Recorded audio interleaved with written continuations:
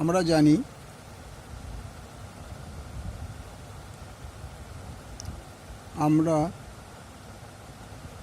জানি ত্রিভুজের পরিসীমা ইকুয়াল টু 2s একক। সুতরাং অর্ধ পরিসীমা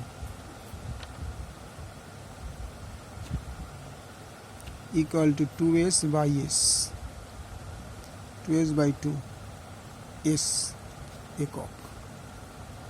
অর্ধ পরিসীমা হয়ে গেল s একক। মনে করি ত্রিভুজের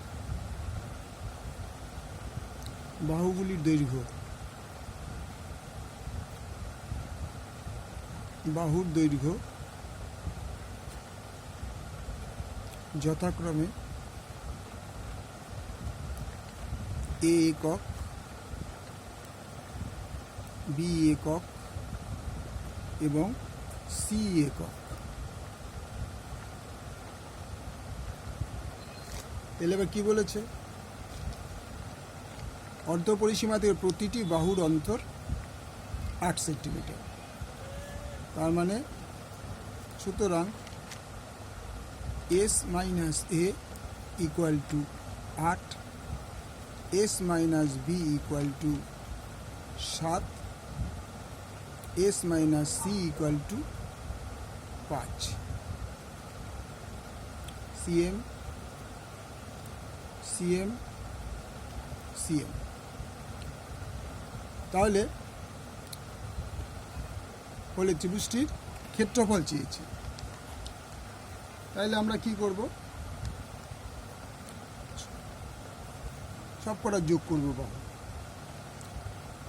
তাহলে s minus a plus s minus b plus s minus c equal to 8 plus 7 plus 5। বা কটা এস আছে? 3টে এস আছে। তাহলে 3s minus a plus b plus c equal to 20। বা এবার a প্লাস b প্লাস সিটা কি? এটাও ত্রিভুজের পরিসীমা। তার পরিসীমা আছে 2s। 3s minus 2s equal to 20। বা s ইকুয়াল টু 20 সেমি। তা ত্রিভুজটার ক্ষেত্রফল কী হবে? সুতরাং ত্রিভুজের ক্ষেত্রফল equal to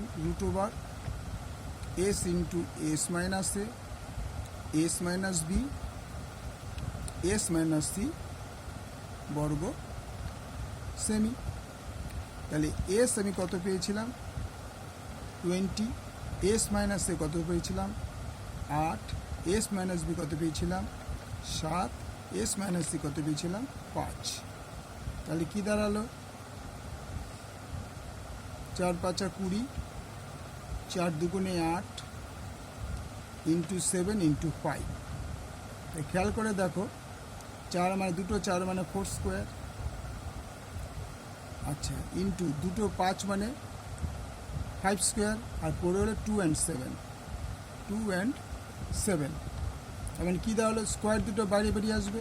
4 into 5 into 2 into 7, তার মানে 20 √14 বর্গ সেমি। অপশান কোথায় আছে?